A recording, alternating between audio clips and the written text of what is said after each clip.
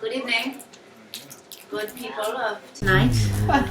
Right here, Muse Mansion, Portland, Oregon, planet Earth, as far as we know. As far as we know. Thanks for being here. I think most of you have been here before, but I know we have a few fresh faces, so I'll just give you the spiel, the rundown. This is the much adored, touted, and sought-after Brett Joseph, who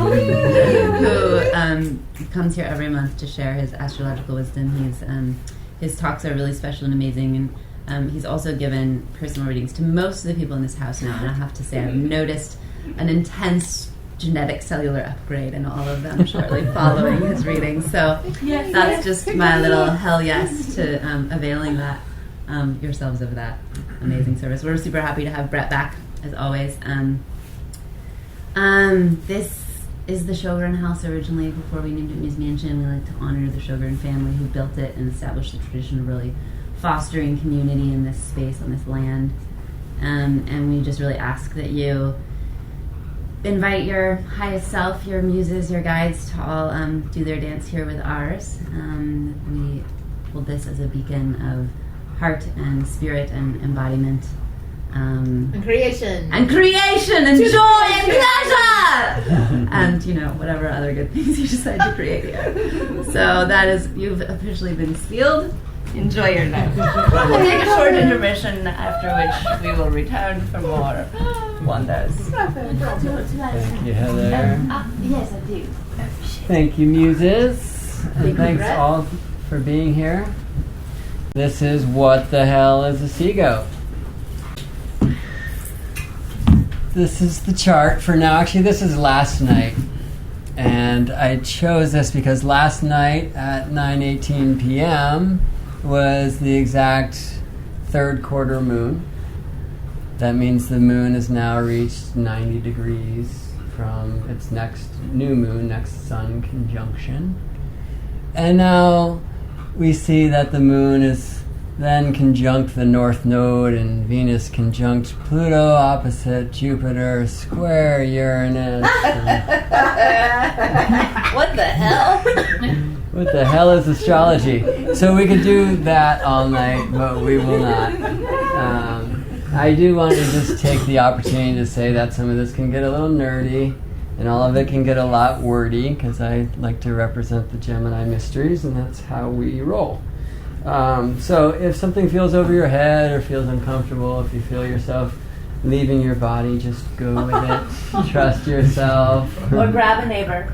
Grab a neighbor. Cuddling is encouraged.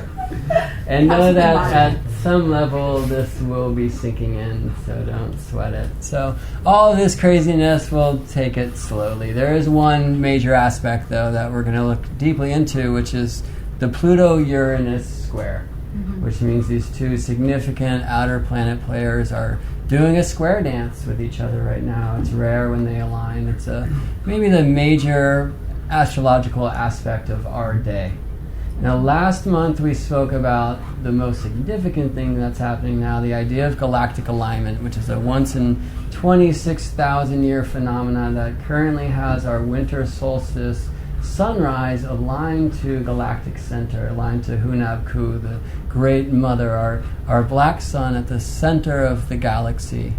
And during these times on Earth, there have been evolutions, significant evolutions, and significant extinctions. And so we're at this time where I think we're all feeling this awakening and a lot of wonderment about what's happening. Well, one thing that's happening is that the flavors of the planets are undergoing a re-envision, as are all of the mystery school, all of the astrological archetypes. And that's a good thing, because a lot of them have been taken to a place that is not really their rightful zone. So I like to start in that discussion with Scorpio, perhaps the most blatantly tortured archetype. So Scorpio, the mysteries of the scorpion, the snake who sheds her skin, the phoenix who rises from her ashes again and again, the deepest alchemical powers of emotional transformation, the sorceress, the shaman. No fear of death. Understanding death is simply the precursor to rebirth. No fear of tunneling into the deep, damp rabbit hole, knowing that there might just be juicy carrots and shiny gems to bring back. But the snake was chased out of town by Saint Pat, we were told. And the big book says that the snake was beast in tree, deceiving Eve into eating forbidden fruit and convincing naive husband Adam to do the same. But other ancient texts, now creeping their way through churches' cracks and Qumran caves and Nag Hammadi clay, speak of a different snake, a very benevolent snake, a feminine snake, Sophia herself, who took the form of the serpent to breathe spirit into man. In the Gnostic tellings, we had been created, but we had no soul until Sophia came to us in the form of this very benevolent, feminine snake. So who wouldn't want us to know about her? Well, get hip to the patriarchy, Jack. They burned the witches at the stake. They called the shamans fake. The alchemists were replaced by this magic called science. The mysteries of the scorpion were chased underground. So secretive, yes. But they say she's conniving. Is the hibernating bear a liar, or is it simply lying, waiting in the cave for a warmer day in which to awaken? Scorpio is emotional authenticity. It is about no time for the fake, and Scorpio has no fear of the darkness. And this is a beautiful aspect of ours, to look into that darkness of the cave. For in the beginning there was only darkness. First there was chaos, the vast, immeasurable abyss, outrageous as a sea, dark, wasteful, wild. And after some time, though time had not yet been created, chaos gave rise to night and to Erebus, this is death, which somehow miraculously produced light and love. And these gave rise to the first two incarnate. These were Gaia, Mother Earth, and Uranus, Father Sky, the heavens. And well, they were the only two in the club, you see, so one thing led to another. Their first offspring were quite monstrous. The 100-handed ones, 3 of these mythical beasts with 100 arms and 50 heads apiece. 3 also of the Cyclops, only 1 head with 1 gigantic eye. Uranus did not smile upon the monstrosity of his children. He banished them to Tartarus, the lowest place of the underworld, Hades. It is said you can drop a 50-pound anvil from Earth and it will take 9 days to reach this dark and desolate hell. Gaia was not happy with this. These were her children. She loved them. She began to refuse Uranus's advances, and he began taking her, seeding another race, a race of titans and titaness. But they too were trapped in the underworld, chained in the lands below, trapped within the womb of Earth. For Gaia, in her frustration, had spoken a prophecy to Uranus, and she was a gifted prophetess. She said, Uranus, one of your children will take your kingdom from you. So he would not allow them to be born. They were trapped within the womb of the mother. And of course, Gaia was very unhappy with these conditions. She plotted with the unborn to take the strength from their father. Only the youngest was brave enough to heed the call. This was Saturn, Kronos, who, as I like to tell it with a little itty-bitty baby sickle, castrated his father during the next rape. And the phallus fell into the oceans, from which was born Aphrodite, Venus, goddess of love and beauty, grace, and said in the old astrological traditions to be the ruler of Taurus, the bull. So how is it that we are given this bull to represent the goddess of beauty, grace, the smooth lines of the dancer, the natural voice of the musician, sensuality, intimacy. This is Taurus, but we are told it is bull, stubborn, thick-skinned, bull-headed, materialistic. Well, if we look back in time on Earth to an age that was known as the age of the bull, when the sun disk was rising between the so-called bull's horns, we find many images of her. This is Hathor. And when we chase the tips of the horns to their base at the skull over brow and cheek and chin, chest and stomach, we will find their udders, not a bull. This is the sacred cow, the holy cow whose milk fed the gods, Amiti, Lakshmi, and Hathor. So we see that this ancient image is not some sort of Egyptian fellatio. No, this is the gods drinking of the udders of the mother, quite feminine. This is no bull at all, but the sacred cow. We see in many of these ancient Egyptian images the horns on many different feminine aspects of goddess, including Isis herself, the first virgin mother. Here she is with her babe Horus, son of Osiris. So what are these horns?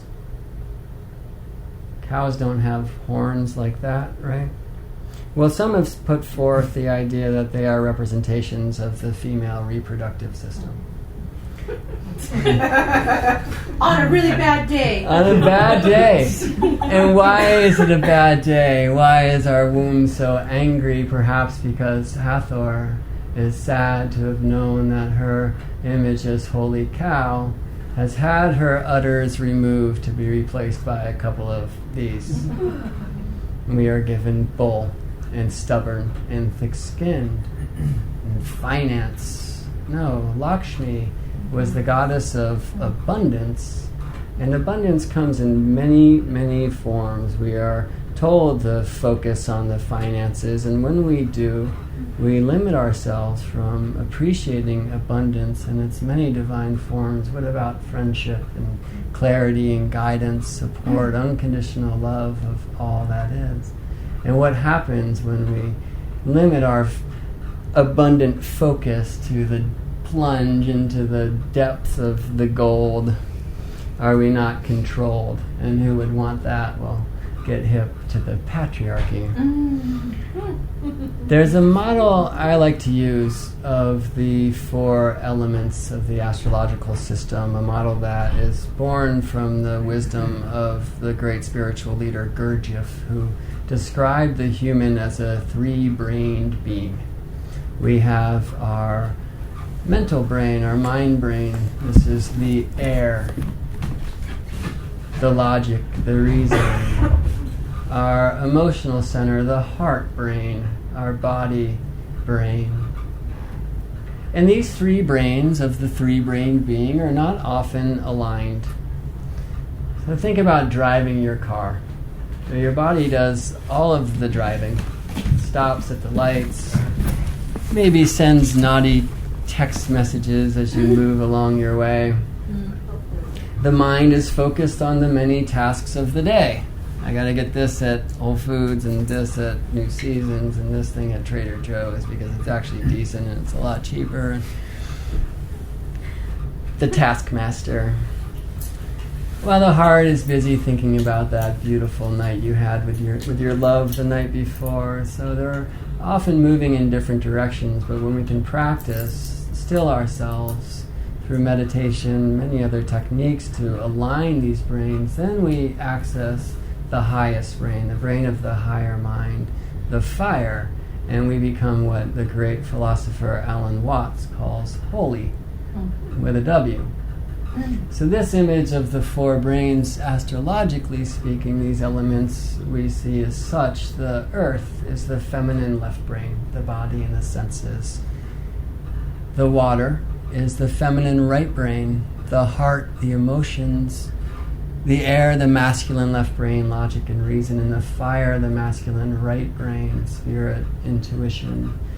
And it's important to say I'm not talking about boys and girls here. We all have our feminine and masculine aspects. Even these wonderful monkey suits we incarnate here in the Earth game are made of male sperm and female egg. We are biologically masculine and feminine, and this on a spiritual level, no doubt. This image is maybe better represented thus because our feminine, this is involution, this is down and into the heart and the body, and our yang, our masculine, up and out, the evolution into the air and the fire. And this image is better shown this way because everything seems to be upside down right now. Why? Because of this friend again. Think about our scholastic training and the current shenanigans we're put through. Are we taught to align these different brain centers? And what about accessing that fire mind? Is there a place for spirit in our schooling? No, it's shrunken. And what about the heart? Are we taught to express our emotions, our frustrations, our excitement? Are we told to keep it down, keep a stiff upper lip? There's a hole where the heart should be, that energy sent upstairs to further divide the mind and further diminish the fire above. And the body, are we taught to dance, to chant the songs of the plants, to slow down and take things at Earth's pace? Or are we taught to rat race? Again, a hole. Further dividing the mind, further diminishing the fire. We are trained not to be holy with a W, but holy with an H and an E. In fact, we are trained to be holy airheads. So how do we take this back? How do we fill these holes? Well, let's start with the earth. The three earth signs of the feminine left brain, the body, and the senses. These are Taurus, Virgo, and Capricorn. Taurus, testiculized, masculinated, as we have seen. But what of Virgo, the virgin priestess, the ceremonial priestess? She remains feminine in the night sky, according to most astrological understanding of the present day. But often she is drawn with these angel wings. Why? Shamanic astrology puts Virgo forth as a service to spirit through devotion to the sacred work. A work that is independent, individual to all of us. What do we devote ourselves to? So sometimes Virgo's energy is spent in this wild world in climbing corporate ladders and such. Or we're told of this OCD cleaner. Well, cleanliness is next to godliness, so maybe polishing that toilet seat till you can see your own reflection is sacred work. Who's to say it's entirely independent, it's entirely individual? Each of us has our own practice, our own chop wood, carry water. And this is Artemis. Nothing comes between her and her prey, for that is her connection to earth, that is her connection to spirit. Hestia, Vesta, the goddess of ceremony, another wonderful Virgo archetype. Did the patriarchy understand that the priestess was necessary, that the way that she worshipped the rising of the solstice sun according to the ancient rites was imperative for it to continue rising the next day? Perhaps. But my belief of why the priestess was converted rather than burned like her witch sisters was because they knew they needed to leave some remnant of the goddess, for before this time of church takeover, we were worshipping a pantheon of gods and goddesses alike, equal in number. There were entire cities dedicated to Artemis and Athena and Hera, Demeter. And every time the hearth was lit to warm the home or cook a meal, a prayer was said to Hestia. Our Lady of the Hearth, she was called. And this reminds me of the goddess we were given, Our Lady of the Church. Not quite a goddess, but the mother of the Son of God. Of course, only through immaculate conception, for she was a virgin. But this is not what virgin meant long ago. Yes, in Rome there were vestigial virgins who took an oath of celibacy, and if they cheated, they were buried alive. So archetypally, we were dealing with that mess because before this time, being a virgin had nothing to do with being chaste. It was a woman who was entirely independent, chose not to marry, for she needed no man at her side. She was strong unto herself and free to share herself in any way she chose. So was she a stranger to sexual experience? Well, she could be picky, but not necessarily. Artemis, in fact, asked Father Zeus to protect her virginity always, which meant that she would not marry. And this is a scene when Actaeon caught her bathing one day, so she turned him into a stag, and he was hounded by his own hunting hounds and slain by his companions. But Artemis was no stranger to attraction, to love, as Diana, her Roman counterpart. There's a wonderful story when Artemis, who was goddess of the moon, looked down upon the sleeping Endymion, a shepherd, and they danced in his dreams. She cast a spell on him to keep him asleep so that they may continue dancing. She even watched over his flock as he slept. But we are told the Virgin Mary is a virgin because she is untouched, chaste, celibate, and this is what makes her pure. This Mary, well, the church gave us another Mary, Magdalene. And this is the image put forth. But was not Magdalene of the two Marys actually more in line with the ancient rites of the Virgin? For she was independent. She was free unto herself. She was free to share herself with whomever she chose. She could even choose to lose her virginity, which was not first knowing touch. It was foregoing that independence to take on sacred marriage, rightful partnership. And in many of the mysteries, it's suggested that she did, that she indeed chose to marry Christ. Even stained glass on Vatican walls seems to leak this secret. So what has happened to this virgin, this goddess of ceremony and the independence of our feminine earth, our body, and our senses? Who has taken her away? Well, get hip to the patriarchy, Jack. And what about Capricorn? Perhaps the saddest case of all. Capricorn, the SeaGoat. Here we have this mythical being with the four quarters of a goat and the hind of a fish, with its neighbor Aquarius, the water bearer.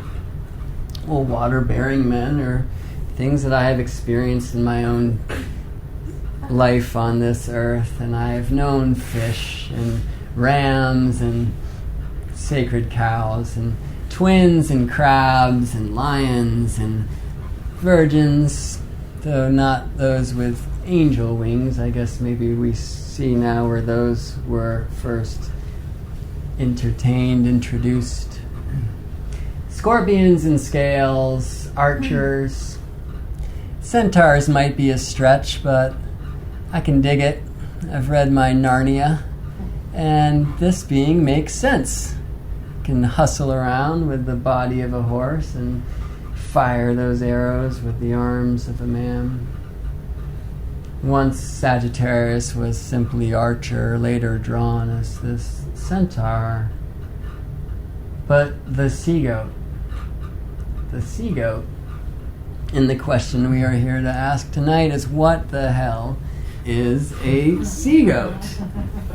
Now, Capricorn is put forward by most astrological texts as the archetype of father.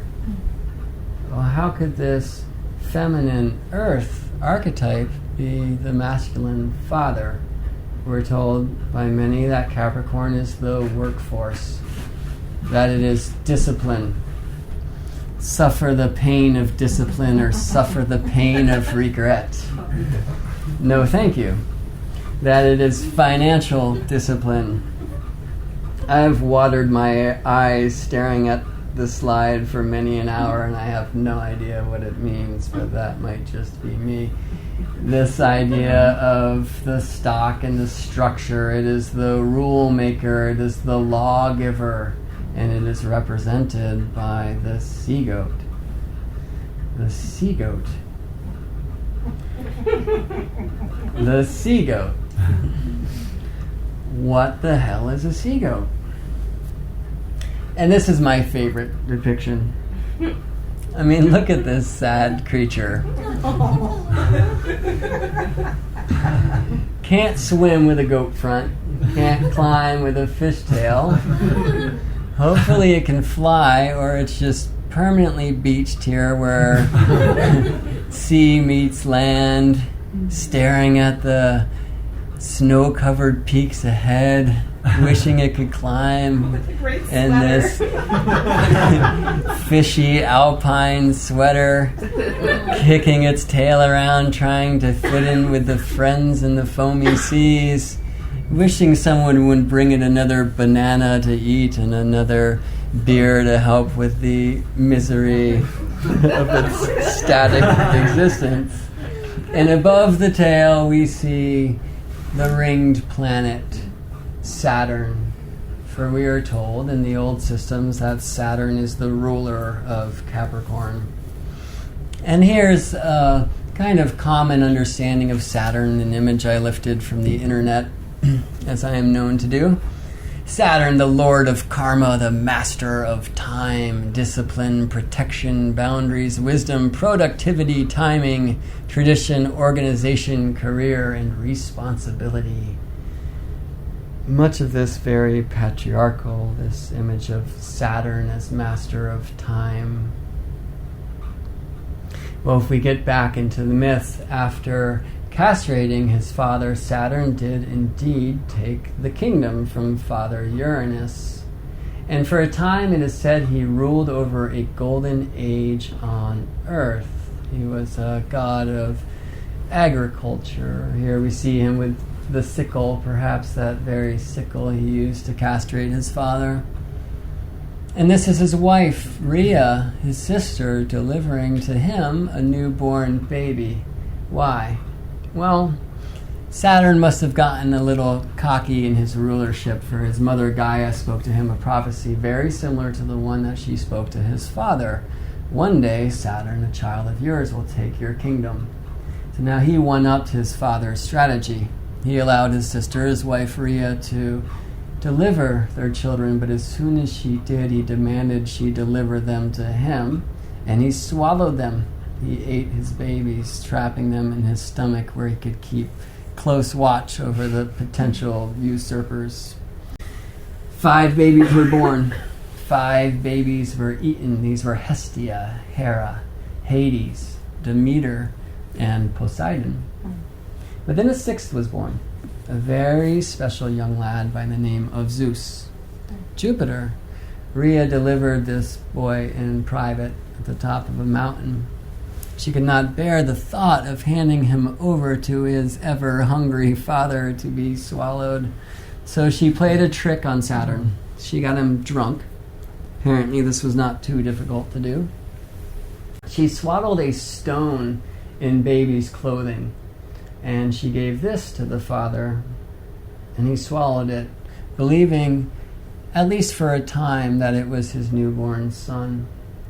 Now with Zeus, Rhea gave to Gaia, and Gaia hid him away in a cave on Mount Ida, where he was raised by wood nymphs and fed the milk of a goat named Amalthea, said to be the mother of Pan, the great merry-making green man god of nature's forests.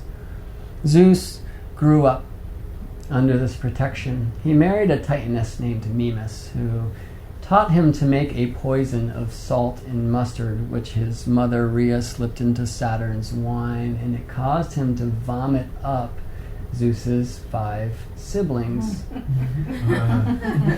And that stone, which still exists today in Delphi and is anointed there daily with sacred oils by priests.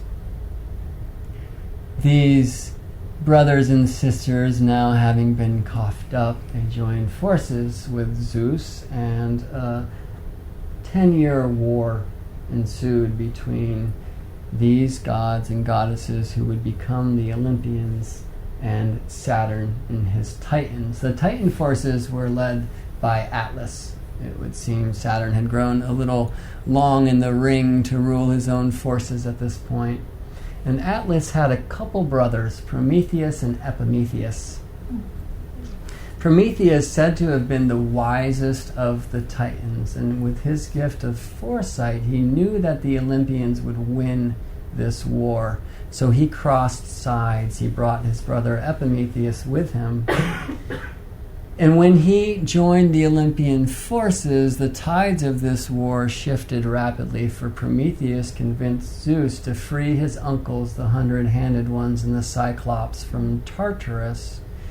And the Cyclops fashioned for the Olympians these great weapons of war. Zeus was given his thunderbolt, Poseidon his trident, Hades a cloak of invisibility, and with these weapons and with the rage and fury of the gifted warrior 100-handed ones, the Olympians did indeed win the war. The brothers drew straws, and Zeus became king. When he did, he honored his nursemaid, Amalthea, by making her Capricornus in the night sky. So Capricorn is not the SeaGoat, it is the she-goat. Quite feminine. Earth, it is not discipline. It is devotion. It is not structure and forts of gold. It is not law and order. Well, not this kind, but this kind. Divine law and order. The structure of nature, the running of the river, the cut of the valley, the peak of the mountain, the redwood forest, the spirits of the plants. The empress tree is one of my personal favorites. The smooth cascading fall of the water. It is not father, but Amalthea, she-goat, perhaps Gaia herself. And a wonderful archetype my teacher, the founder of shamanic astrology, puts forth is the circle of grandmothers. Now, the letters of confederacy around which the United States were first formed, it is said, were based on the government of the Iroquois nation, who had strong men, indeed warriors and chiefs and medicine men. But no important decision was passed without the approval of the circle of grandmothers, the wise elders. No decision was passed unless it would grow corn, unless it had the health of the future 7 generations in mind, and unless it served the earth herself. So who has taken the grandmothers from our government? We'll get hip to the patriarchy. And what has happened to the father as he is given too much energy as what I believe to be the shadow of Capricorn, that of provider, of bringing home the bacon, of rule maker in this. We end up with the overprotective parent. What has happened to our forefathers as the wise elder circle of grandmothers have been removed from the mix while we find ourselves in a state of strange? Big brother is watching you. Well, rightful feminine Capricorn is here to remind us always that Big Mother is loving you. The stone circle builders. Here is an archetype for Capricorn. The structure of the earth, our globe, is covered in these amazing temples of old, made of the earth herself, her stones, aligned to the seasons, aligned to the phases of the moon, the cycles of the moon, the harmonies of the heavenly spheres. Who were these people who were so innately connected to the earth? And that innate connection to our body, to our senses, to the pace of Gaia, the grace of slowing down, stopping to smell the roses, this is how we fill that hole, the body-brain. And we've got some help now by our friend from far out, Pluto, the planet of evolution, or the astronomers now would say the dwarf planet, but astrologers know better. Pluto brings evolution to the archetypes and transits, and what needs evolution more than this strange creature? And indeed, Pluto is currently transiting the sign of Capricorn. Pluto moves slowly. This is the first time Pluto has entered Capricorn since it was discovered in 1930. Now, Pluto's been around a lot longer than the telescope, so it has moved through Capricorn many, many, many times, and indeed we can look to those times well before its discovery to see Pluto's effects in this way. But this is the first time that Pluto has moved through Capricorn since Capricorn and Pluto were each members of the collective consciousness. Pluto entered Capricorn in January of 2008. And what happened then was evolution brought to this patriarchal shadow Capricorn. Did something start then? I would say yes, because we got a whole bunch of this, and this, and this, and this. It was all about this stuff. The global financial crisis.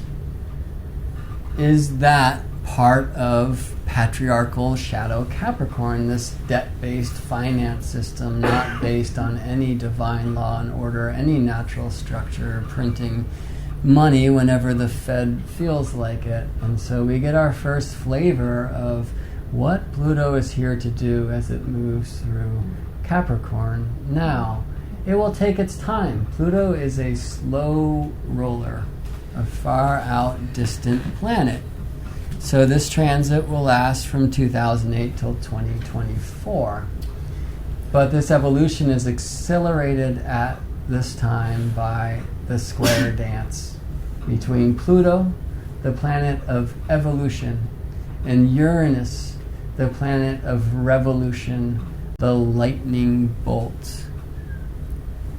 These two change agents do not combine their forces through significant astrological alignments often, and when they do, serious shit goes down on Earth. Some examples are the 7 Years' War, the American Revolution, the French Revolution, the Taiping Rebellion, the Boxer Rebellion, the Communist Revolution in Russia, the Fascist Revolution in Germany, the height of World War II, the Communist Revolution in China, the height of the Vietnam War, the Philippines People's Revolt.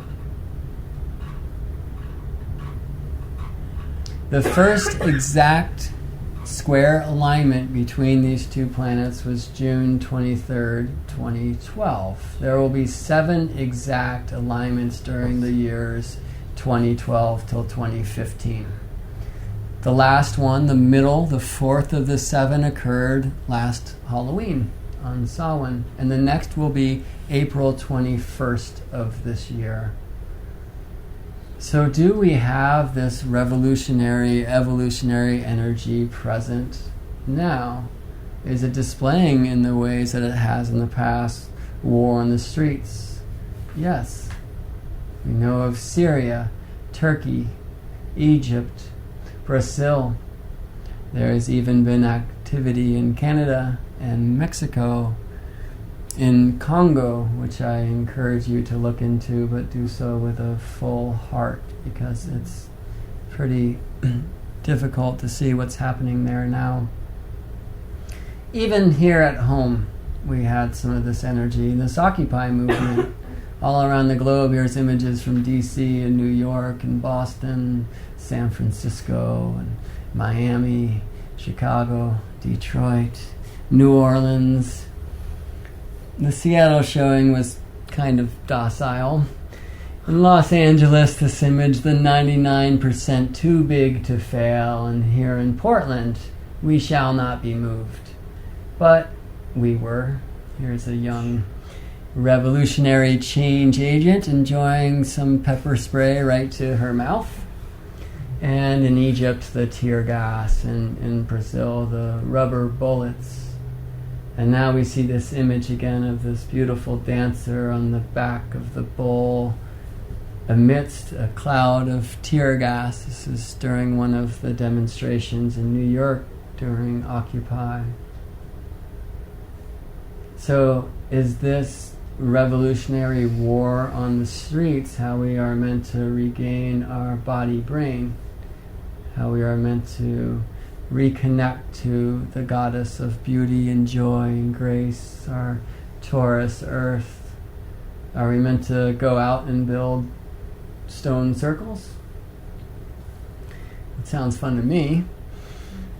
Are we meant to reconnect to our ways of priestess and virgin, our independence?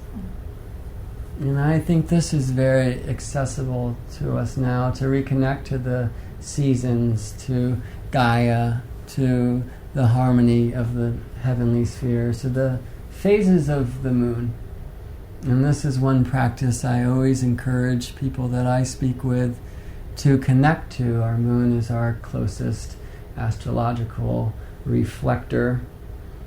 And in an effort to free myself of what I call starvation, I find keying into the cycle of the moon is a really wonderful way for us to embrace all of the archetypes. I would probably call my business universal astrology if it wasn't so damn cheesy. But I love this idea that the universe is you, and you, and you, and you, and me, and astrology, because we are not only our sun sign, as this series is called, so much more than your sun sign. We are all of these archetypes. We have many planets in our charts. We have all of the houses. Some of the signs don't have a planetary participant in some of our celestial fingerprints, but what about those holes? Are they not equally important to the signs and houses that are jam-packed with planet parties? So I play this game every month that I call the Moon Game. And the idea is to connect to the light of each of the astrological archetypes and to help me purge some of their shadows through intentions. So the way that I play this game with the 29.5-day solely lunar cycle is by setting intentions around each astrological archetype at the time of new moon. So the new moon happens when the sun and the moon are conjunct in the sky. This year, this happened on New Year's Day. Every 19 years we will have a new moon on New Year's Day, and this is one of those years.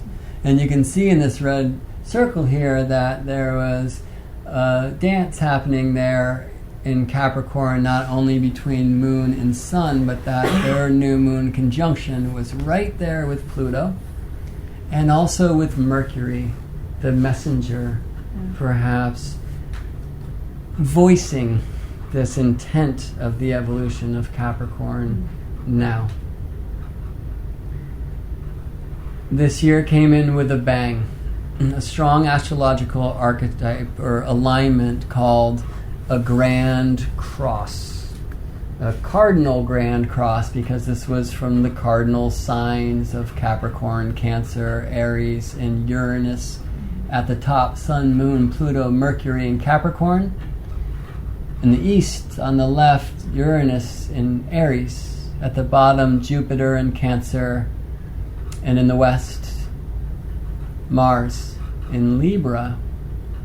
So this was a wonderful time to set intentions around Capricorn. For the new moon is the time of seeding, of intention setting. I was fortunate enough to do this in California in Sweat Lodge.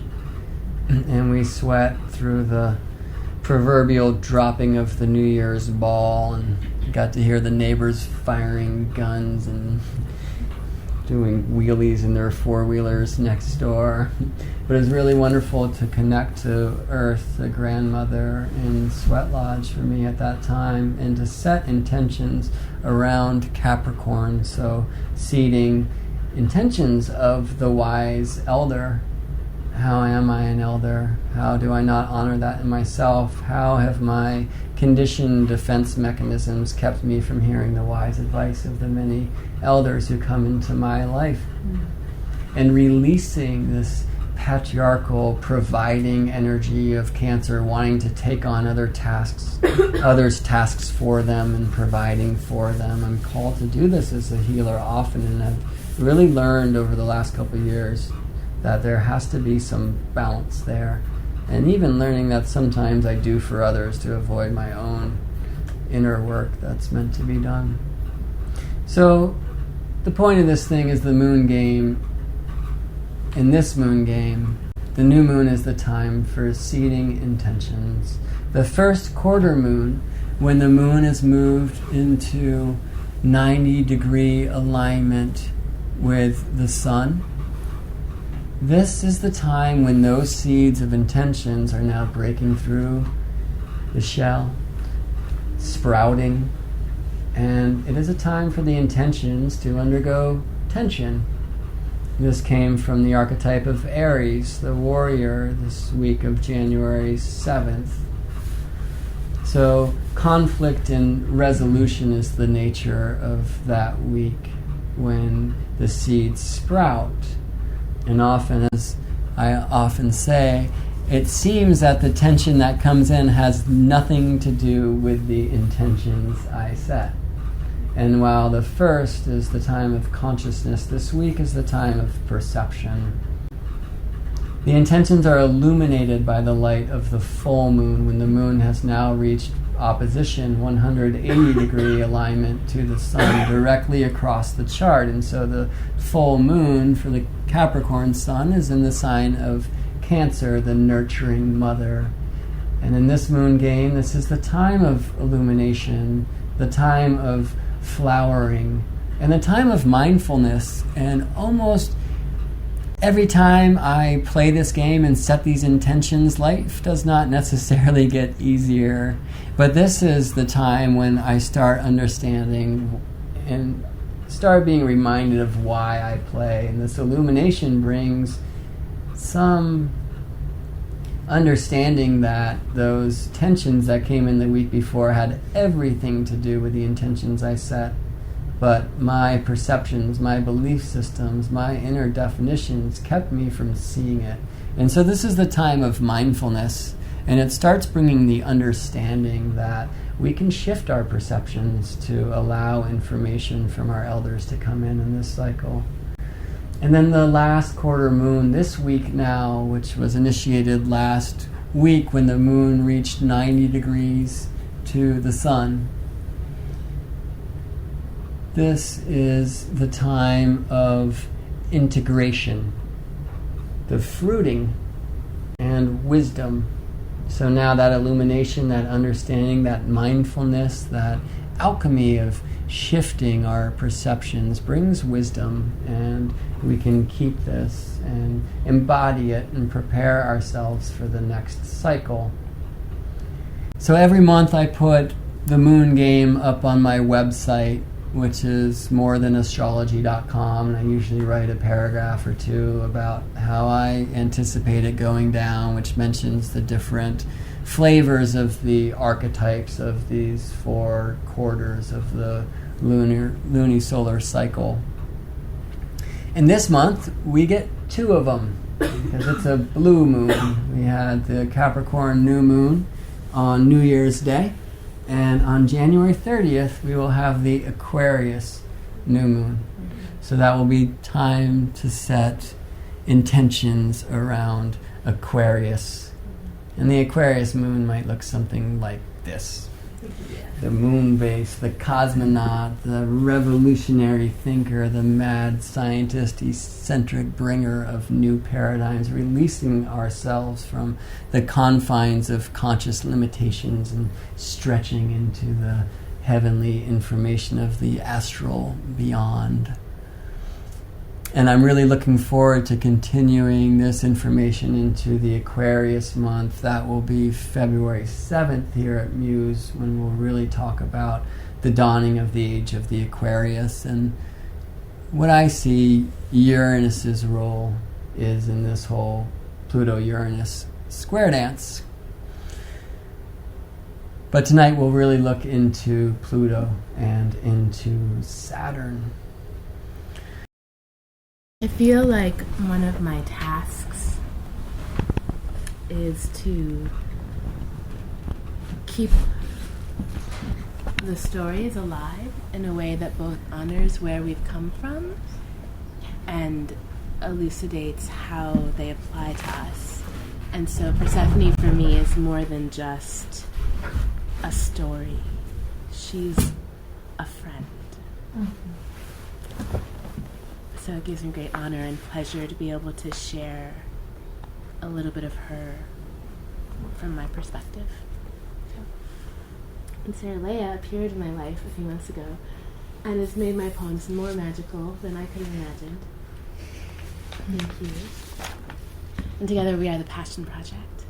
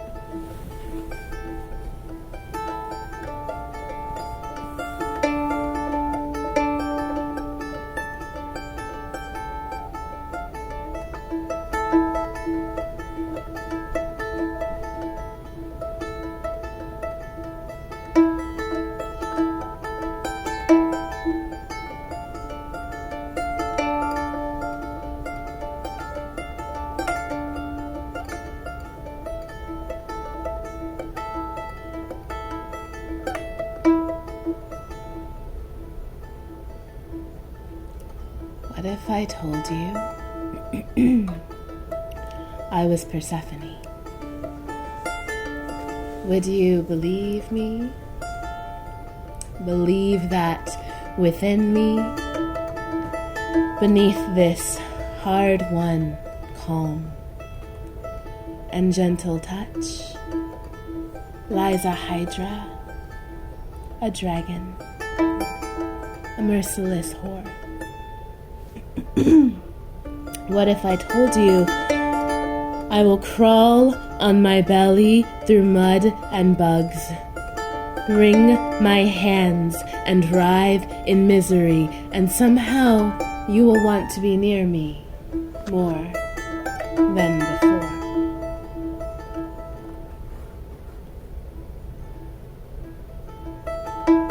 I am Persephone. On this journey between the worlds, seeing the unseen, I am the queen of heaven. Fools who rewrite stories into warnings would say I was stolen away from my beauty. As if women only exist in one dimension. As if any man, even Hades, could control my destiny. I knew where I was going, mostly. You can only go by choice into such dark. This path is written in the stars, the so below for the as above. This heroine's quest has always, always, always, always been for love. And though I adore the sun, Apollo's bright, hot hands cannot caress me, and I had been maiden for too long. Love sprouts roots in the darkness. The soul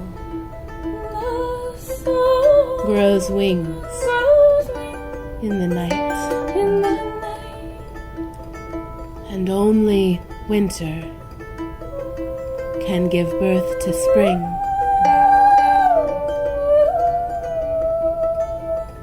So now, I am the Midnight Queen.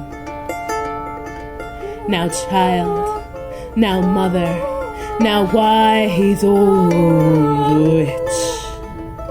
No single gown can frame a full woman. No single crown can grace a self-knowing head. Sometimes we must rip them all off. And raw as unplowed earth, naked as the night sky of Newt, we peer into the places the eye does not see and pass through the gates that lead us home. We have learned to cry and pray, earned a deeper timbre to our laughs, danced with Durga on our own graves, and looked at demons with such compassion that they became angels and call us friends. Now we can sing, we can sing the stars awake. The whales remember us as we, like they, surfaced for a breath and a glance at the moon before diving into the abyss again.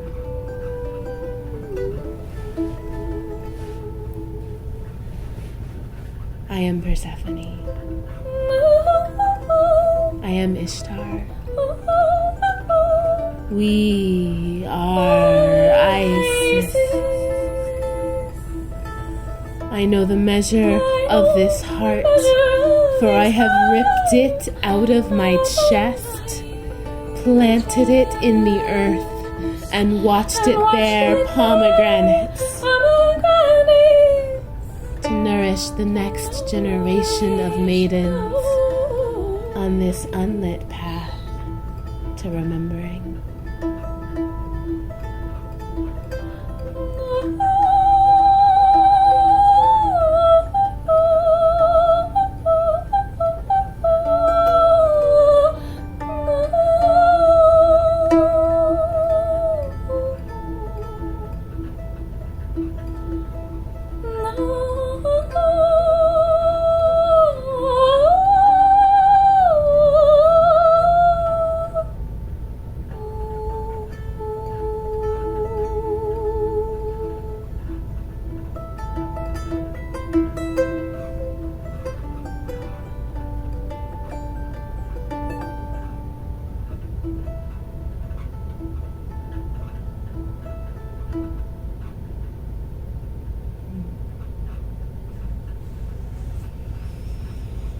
Yeah.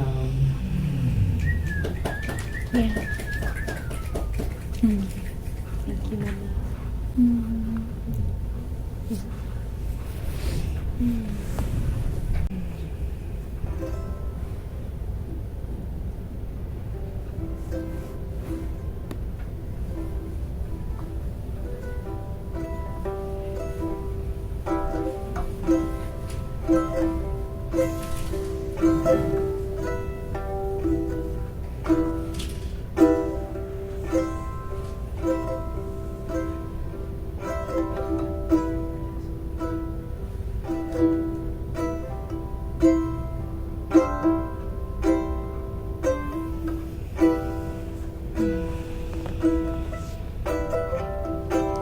writing, colliding timelines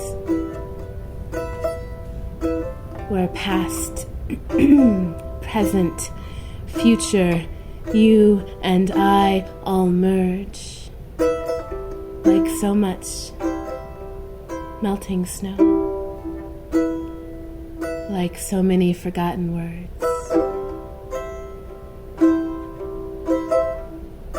Surats, dots fading into a single painting. I can almost remember you through the blur. The definition of individual proportions. The stories we have been told since childhood defy the wisdom of quantum physics, yet determine the breadth and scope of our quest. The topography of holography is the curve of your shoulder in the early morning light. The long embedded imprint of your skin on my lips is the blueprint and score for this yearning that draws us through the ages of awakening.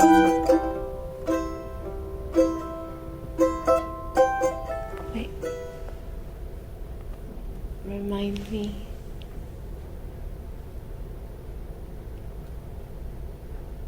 How can I know a story that's never been told? How can we know a melody we've never heard?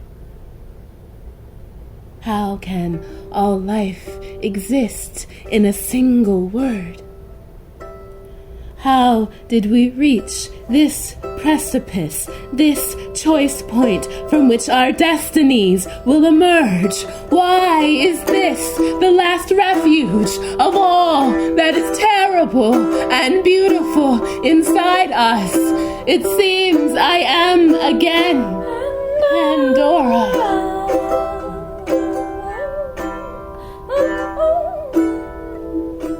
Must we truly wade through such decrepit destitution for a single glimpse of limitless hope? Will love, oh God, tell me, will love truly win in the end? And is there an ending?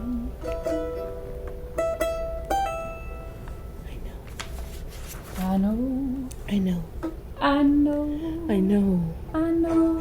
I know why the caged bird sings of freedom.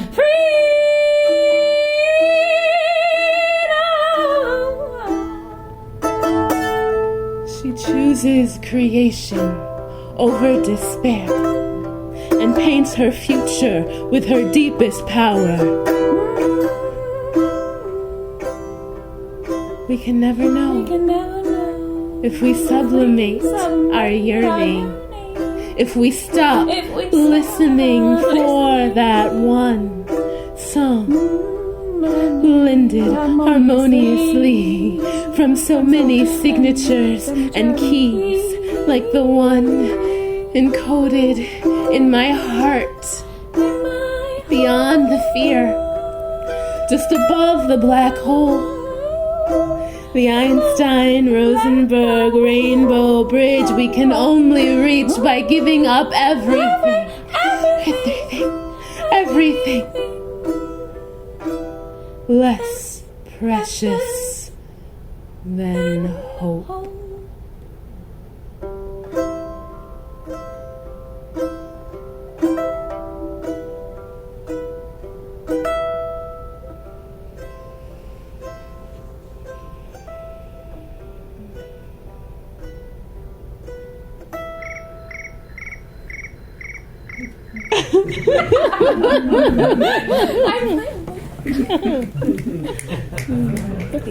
Crickets applaud.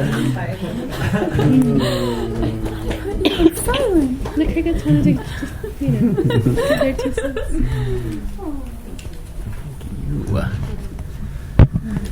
Amazing.